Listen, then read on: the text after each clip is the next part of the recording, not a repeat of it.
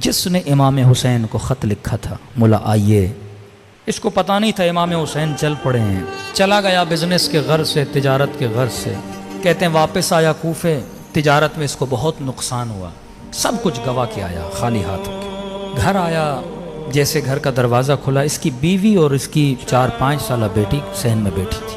کہتا ہے جیسے میری بیٹی نے مجھے دیکھا نا، دوڑے دوڑے آئی اور میرے سینے سے آ کے لپٹ گئی۔ کہتا ہے جب سفر پہ گیا تھا میری بیٹی نے مجھ سے کچھ مانگا تھا کہ بابا جب واپس آؤ نا اپنی بیٹی کے لیے یہ چیز لے کر آنا۔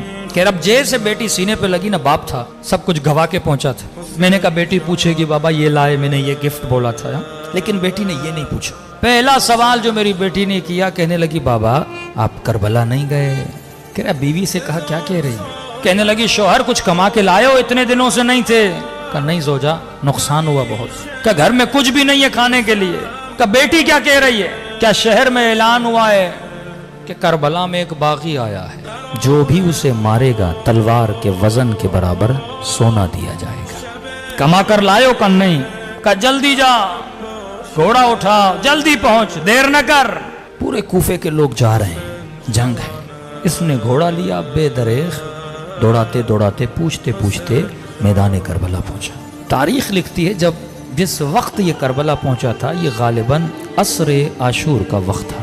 اس نے دیکھا میدان کربلا پہ لاشیں بکھری ہوئی ہیں، ایک ہجوم ہے گھوڑے سواروں کا، نیزے برداروں کا، اور اس ہجوم کے بیچ میں ایک شخص تکو تنہا کھڑا ہے۔ کوئی اسے پتھر مارتا ہے، کوئی اسے تیر مارتا ہے، کوئی اسے نیزہ مارتا ہے، کوئی دور سے تلوار مارتا ہے۔ کہتا میں سمجھ گیا یہ دشمن ہے جسے مارنا ہے۔ میں بھی اس بھیڑ کے اندر گیا، اس ہجوم کے اندر گیا، میں نے کہا میں پیچھے کیوں رہوں؟ میں نے بھی ایک پتھر اٹھایا اور آگے بڑھ کے اسے مارنا چاہا۔ کہ جیسے مارنا چاہتا تھا نا، اس نے نگاہیں بلند کر کے مجھے دیکھنا شروع کیا۔ کہتا ہے وہ ہیبت اس کی نگاہوں میں تھی، وجود پہ لرزہ طاری ہو گیا۔ اب جو چہرہ دیکھا تو نورانی، ماتھا دیکھا تو سجدوں کے نشان۔ میں نے کہا یہ تو کہہ رہے ہیں کسی باغی کو مارنے آ رہے ہیں، یہ شکل باغیوں کی تو نہیں ہے۔ فوراً اپنے عقل کو روشن کیا اور جہالت کے لشکر کو مارا کہ کہیں ایسا نہ ہو غلط آدمی کو مار دو، پہلے پوچھو تو صحیح کون ہے۔ کہتے آگے بڑھا اور میں نے کہا السلام علیک ایھا الشیخ الکبیر، اے بوڑھے تجھ پر میرا سلام ہو۔ کہتے جب سلام کیا نا تو گویا اس کے چہرے پہ خوشی کے آثار آ گئے۔ کبھی سوچا عاشور کے دن 100 مرتبہ مولا کو کیوں سلام کہنے کے لیے بولا گیا؟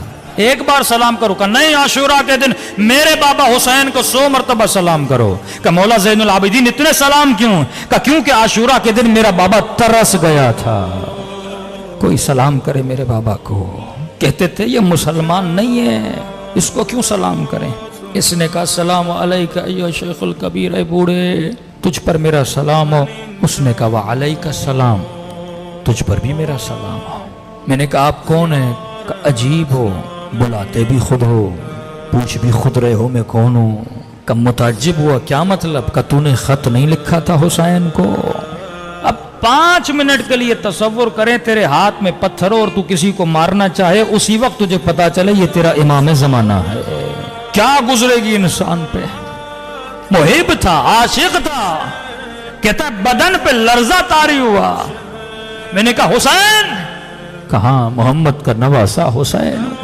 کہتا ہے دوڑا دوڑا مولا کے قریب گیا۔ میں نے کہا مولا جب تک زندہ ہوں یہ تیر، یہ تلواریں، یہ پتھر اپنے وجود پہ کھاؤں گا۔ امام نے کہا نہیں، تیرا نام شہداء میں نہیں ہے، حسین کی بات مان، وقت بہت گزر چکا ہے، جتنا جلدی ہو سکے کربلا کی سرزمین سے نکل جا۔ میں نے کہا مولا اس حال میں اپنے مولا کا حکم دے رہا ہوں نکل جا، تیرا نام شہداء میں نہیں ہے۔ مولا جلدی کیا ہے؟ فرمایا ابھی آواز دوں گا، حل من ناصر ینصرنا، جو آواز سنے گا اور نہیں آئے گا جہنمی بنے گا۔ میں نہیں چاہتا تو یہ آواز سنے، نکل جا کربلا سے۔ علماء فرماتے پتہ نہیں حسین کیوں اتنا اصرار کر رہے تھے، کہ شاید حسین یہ چاہتے تھے کوفے میں کوئی تو ہو میری زینب کے لیے چادر کا بندوبست کرے، کوئی تو ہو جو میری غربت کا اعلان کرے۔ کہتا جب حکم دیا نا امام نے، روتی ہوئی آنکھوں سے قدم پیچھے کرتا گیا۔ کہتا تھوڑا دور ہی ہوا تھا، پیچھے سے پھر آواز دی ذرا میرے قریب تو آ۔ کہتا ہے خوشی خوشی دوڑا، شاید حسین نے اذن جہاد دینا ہے، آگے بڑھا مولا، لڑوں، دفاع کروں، جان قربان کروں۔ کہا اس کے لیے نہیں بلایا۔ مولا کیوں بلایا ہے؟ کہا اپنے زخمی بدن اور زخمی انگلیوں سے حسین نے ایک انگوٹھی اتاری، مجھے نہیں پتا میرے مولا کی انگلیوں میں انگوٹھیاں تھی کتنی، ایک انگوٹھی تو ظالم نے انگلی سمیت کاٹ لی تھی، انگوٹھی اتاری اور مجھے دی۔ کہتا میں پریشان ہوں، مولا مجھے کیوں دے رہے؟ کہ دیکھ تو سفر پہ گیا تھا، تیرے گھر میں 4 سالہ بیٹی ہے، اس نے تجھے کہا تھا بابا میرے لیے انگوٹھی لانا، تجھے یاد نہیں تھا، حسین کو یاد ہے۔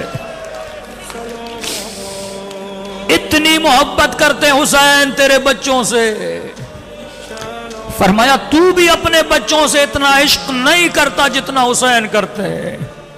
شمر سینے پر ہے، کہتے شمر اب بھی وقت ہے، اب بھی وقت ہے، میں ضامن ہوں، گلا نہ کاٹ۔ کہتے لہی نے چھری چلائی پر گلا نہیں کٹا۔ پوچھنے لگا حسین گلا کٹ کیوں نہیں رہا؟ کہ یہ وہ جگہ ہے جہاں میرے نانا بوسہ دیا کرتے تھے، چھری نہیں چلے گی۔ دیکھ رہا ہے، کہتے ہیں گودی قتل گا جدال عقل و جہل تھا، وہاں پر بھی حسین بتا رہے ہیں عقل کیا ہے اور جہالت کیا ہے۔ یہاں پر بھی شمر باز نہیں آ رہا، اپنے ہاتھوں سے اپنے لشکر کو قتل کر رہا ہے۔ تبھی میرے چوتھے امام فرماتے ہیں میرے بابا کا گلا آگے سے نہیں کاٹا گیا، پیچھے سے کاٹا گیا۔ سجدہ شکر عطا کر خدا نے حسین جیسا امام دیا جو تیری نسلوں سے پیار کرتا ہے۔